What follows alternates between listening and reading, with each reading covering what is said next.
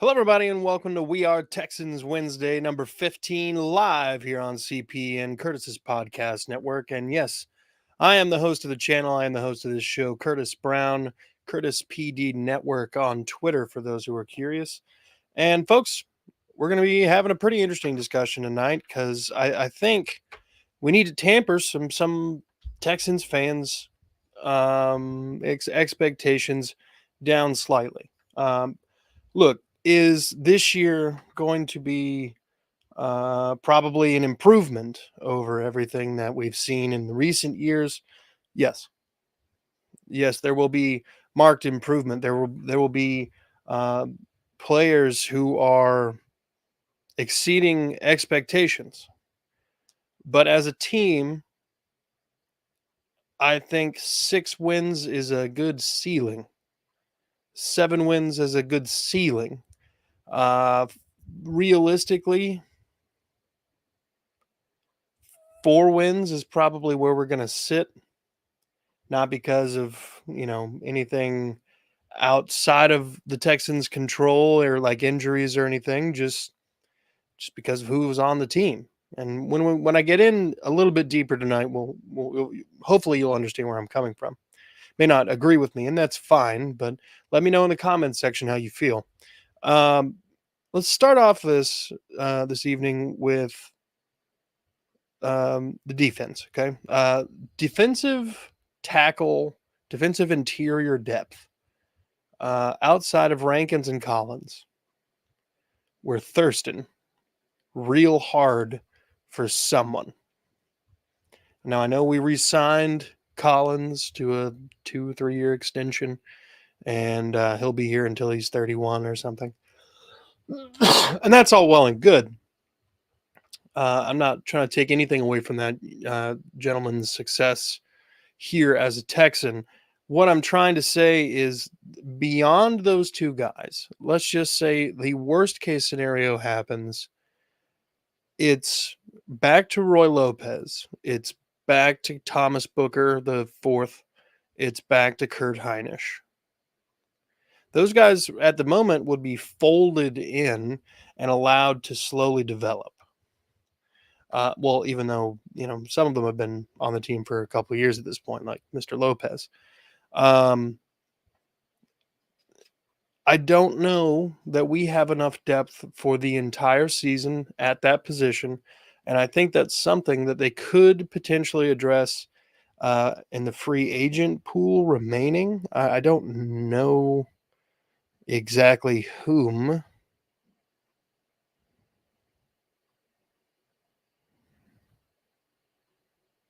Hmm.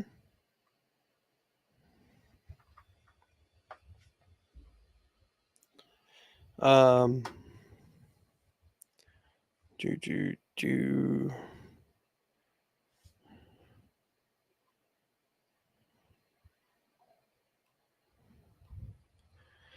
You could bring in some veterans. You got Shy Tuttle, Akeem Hicks, I think, is still out there. No, this is old. No. Let's see what Spot Track's got to say. Spot Track.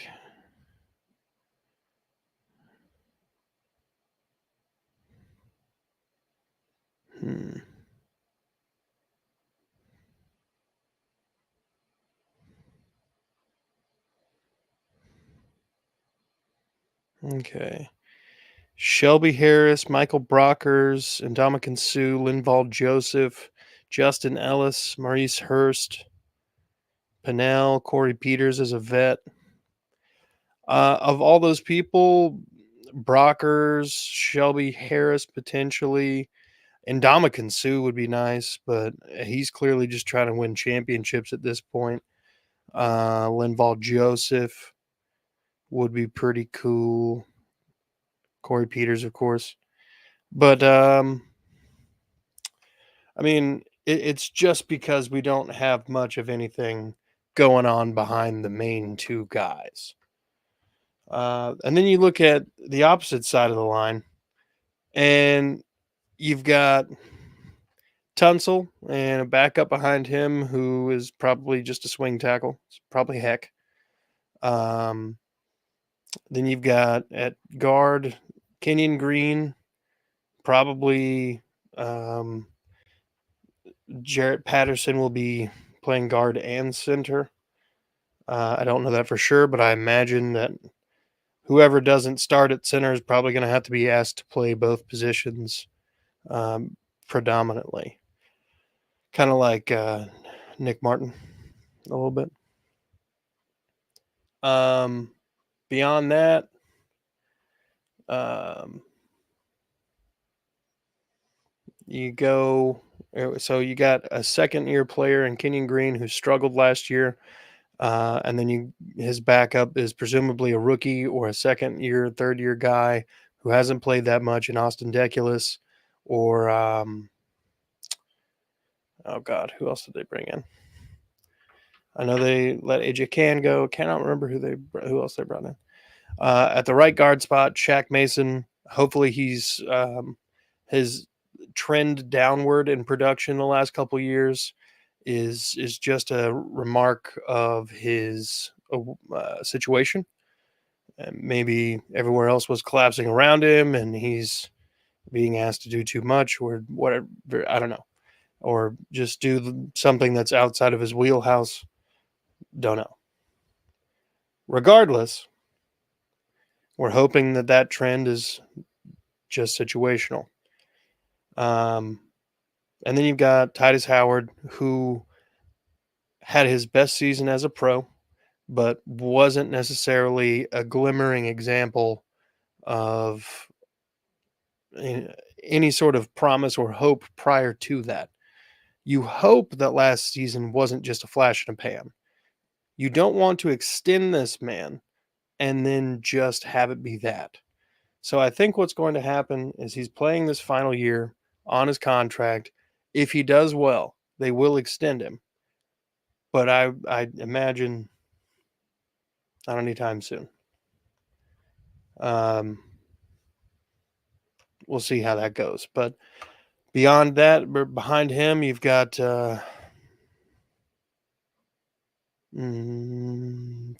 Deculus Heck. I'm trying to remember who else. Jimmy Morris. He's probably going to be in there at center, and then Quesenberry's in there at center. I don't know. We could just be running pretty thin on the offensive line. All it takes is a couple injuries or Kenyon Green to not perform the way we hope he will. And we're sitting here talking about how instead of, oh, we got potentially a top 15 offensive line, we're looking at an offensive line that's bottom 4. We could be that diverse in an outcome in a couple injuries because our depth is lacking. And then you look at the tight end room. We brought in Dalton Schultz, who is immediately one of the best tight ends we've had in franchise history without ever even stepping onto the field. When you consider that the other tight ends, the best ones were Owen Daniels, and that's about it. I'll wait. Okay. There were other guys who were decent and did their role, but not, a tight end like Owen Daniels, who could do a phenomenal job blocking and then, have 6, 7, 800 yards on a season. And so you got Dalton Schultz, and then you've got Brevin Jordan, who can't stay healthy. He's still young. He's fast, a little undersized, can't really block the best. And then you got TQ, and you got some other folks in the tight end room who are probably just more of spot fillers at the moment. But outside of Dalton Schultz, if Dalton Schultz misses a couple games, we're in some trouble. We're in a field of Dutch here. And there's not a whole lot that we can really do about it except for look to free agency. And we're not going to find anybody but some guys that are potentially over the hill. So, we got question marks. And then you look at our wide receiver room. Outside of Nico Collins, who is obviously coming into one of those seasons where he's got to prove it or he's got to be gone. Um, we have him and Robert Woods and Xavier Hutchinson. Everybody else is a slot. We're basically like one or two slot receivers away from being able to open up a casino in Vegas. That's how close we are. We don't need more slots. We need Nico to take a step or get out of the way and let Robert Woods be a little bit of a mentor to Xavier Hutchinson while he's here. And Xavier Hutchinson comes on as one of the best 6th-round picks that the team has ever seen. Just for perspective, not a lot of our 6th-round draft picks have panned out that well. One of our most crazy success stories was a 5th-round draft pick named DJ Reader. But with only a handful of guys even making the roster 2 or 3 years after the fact, 6th-round draft picks don't have a lot of leeway in the sense of fucking up. So I don't expect to hang on to a lot of these guys, and I don't expect a lot of these guys to be here in a couple years. There's going to be even more roster turnover coming. You have to understand this. The Texans are not done building. They are nowhere near it. When your best receiver is arguably Robert Woods, and Robert Woods is not in his mid-20s, and he is in fact older than that, you've instead walked right into a very interesting situation where he and everyone else on the roster could be subject to change. Which brings me to my overall thesis for the day. Let's think about CJ Stroud for a second. Played at Ohio State. Don't know where he went to high school, but I imagine he played somewhere where his team was pretty good and he probably won some state championships, some form or fashion. Could be wrong. Don't know. Maybe he, played basketball in high school and just made a decision to play football. I don't know. But regardless of the situation, this is probably the worst day one situation for CJ Stroud to walk into as a starter in his life, probably since middle school or peewee years, depending on where he grew up. Which is going to be interesting. He's not had a lot of failure recently in his life. Even the game he lost in the playoffs against Georgia, he gave it literally everything he had. Played one hell of a game. Arguably the best game anybody's played against the Georgia Bulldogs defense in the last 5-6 years. That's why we drafted him. However, he had a lot of dudes on his team who are pretty good. Dudes who got drafted. Dudes who are 1st-round draft picks, just like he was. Now he's on a team where not everybody is the same level of talented. Whereas I feel like not everybody, like the high-end talent isn't anywhere near as high-end as it's been around him in the past. Let's put it that way. Not that we don't have some dudes, and I forget, we got Noah Brown on the roster as well. He's a big body guy, but up until last year, he was just a special teamer. He got some reps when injuries happened, and he came in and did pretty well. But a special teams kind of guy. Oh, sorry, I didn't even realize you had been commenting Titan Fox. The offense has some really good weapons. Yeah.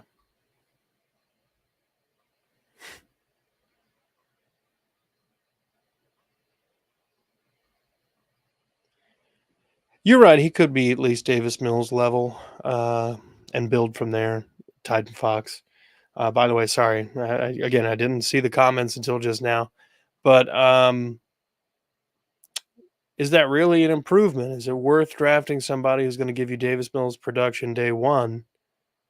Because Davis Mills gave us Davis Mills production day one.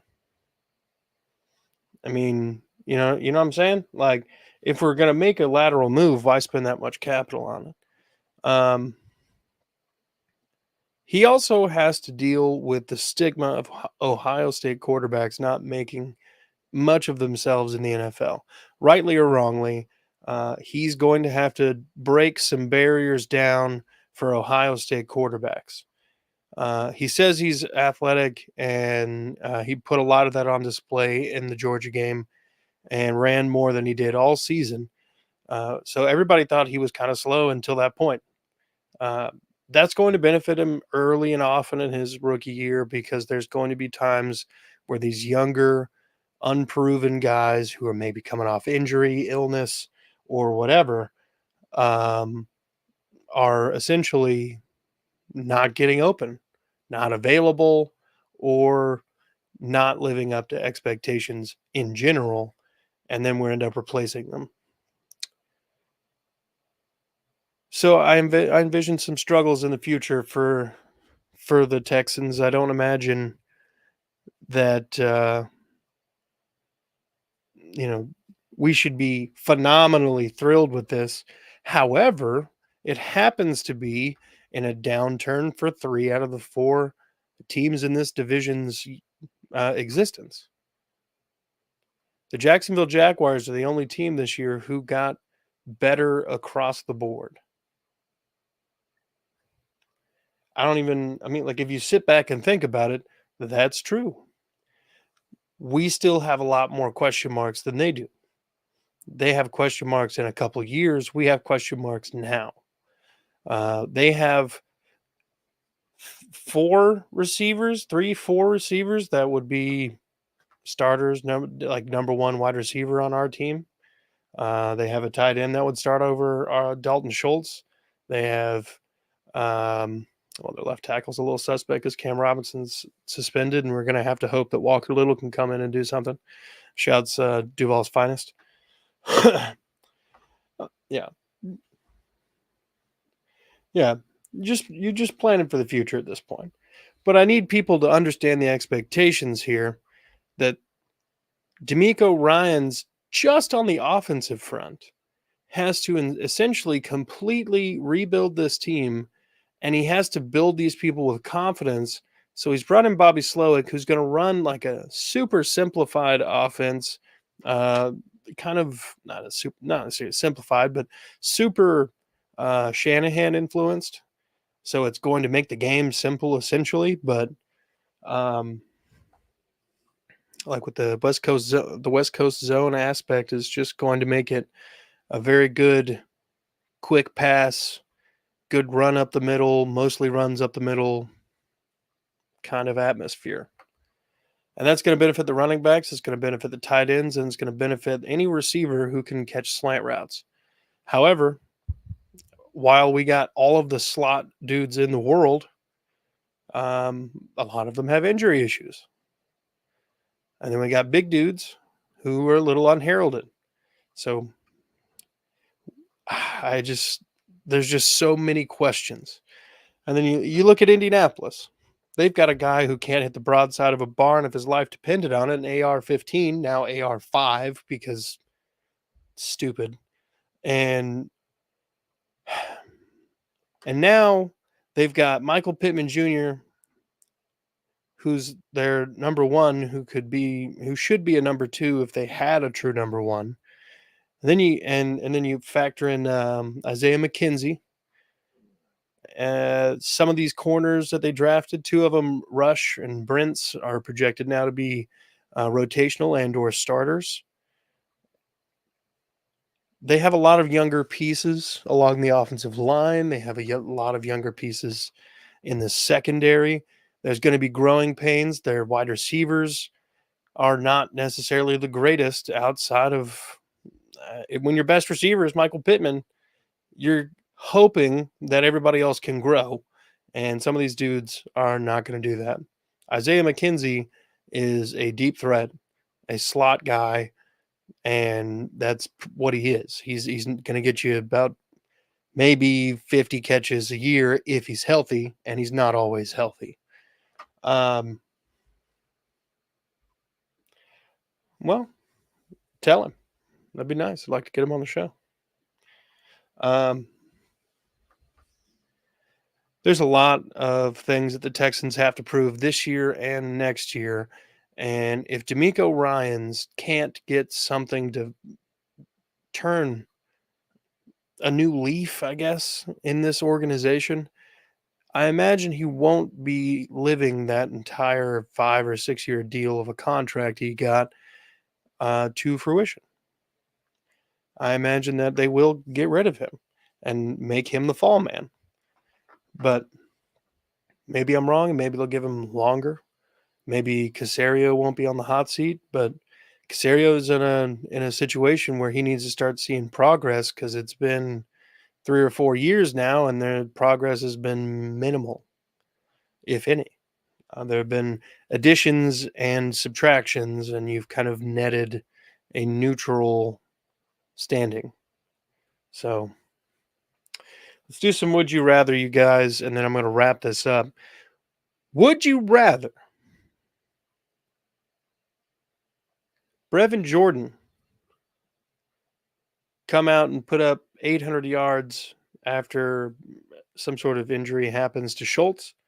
Or would you rather Jonathan Gennard gets 8 sacks after some sort of, or no, sorry, Dylan Horton gets 8 sacks after some sort of injury to John Grenard? For me personally, I'm hoping Horton gets the 8, mostly because in theory that would solidify the opposite end to Will Anderson and Jerry Hughes' successor. Um, I mean, if Brevin Jordan comes out and gets 800 yards, then we just wasted $9 million on Dalton Schultz, and that's going to piss me off. And we like to waste money. We paid $20 million to Dave Cullen to not even do anything last season. And I know that doesn't count towards the cap and, whatever, but, we did eat a lot of Deshaun Watson's money to get him out of here. So, would you rather?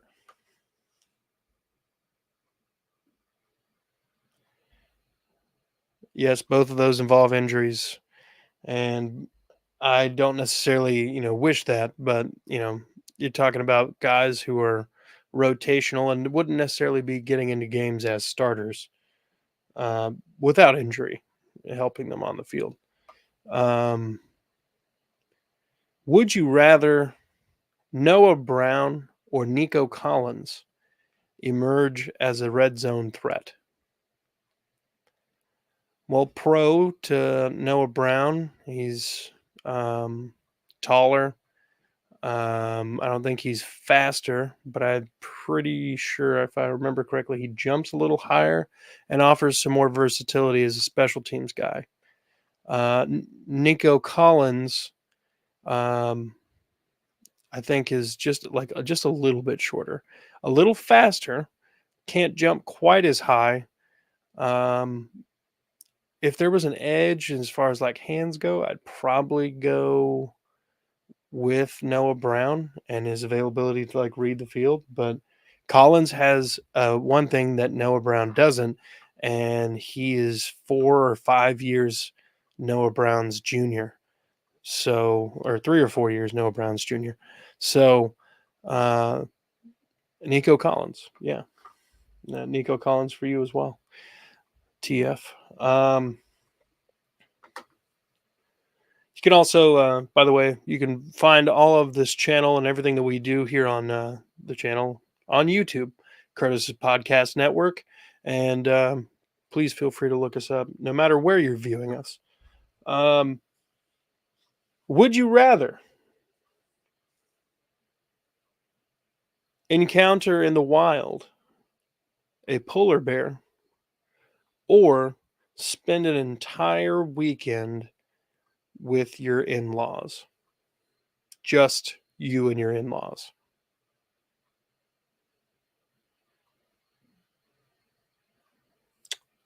I'm I'm leaning towards Death by Polar Bear, and I haven't even met all of my in-laws.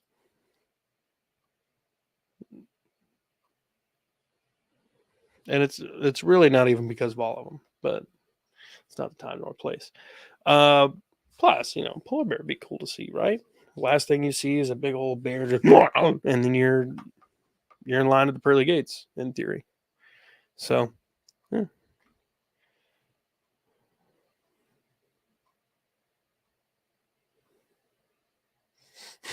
I can play. That's funny. In-laws, polar bears can kill you on sight. You can't even play dead. I can play dead with the in-laws. God, that would be such an interesting Thanksgiving. Oh, what's he? He's playing dead again. Oh, wait, is he actually dead? Doesn't look like he's breathing. Hold the mirror up to his nose. See if it's breathing. Yeah, he's breathing. He's breathing. He's fine. That would be so fun. I'm gonna try that.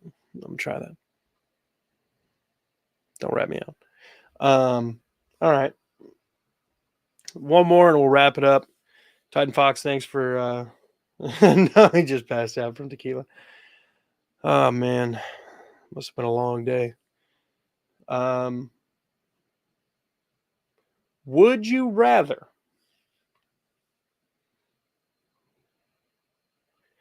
would you rather um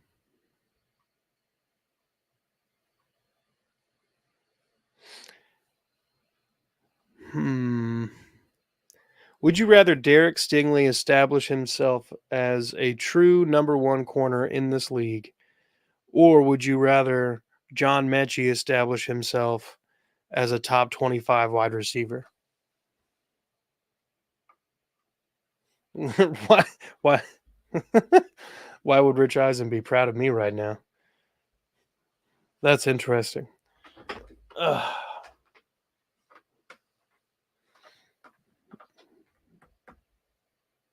Mm. I would probably have to go with Mechie because of the serious lack of any sort of future in the wide receiver room. But at least there's some sort of promise in the corner room. I guess that might be just Derek Stingley, but I guess we got Desmond King too. Derek Stingley, explain yourself.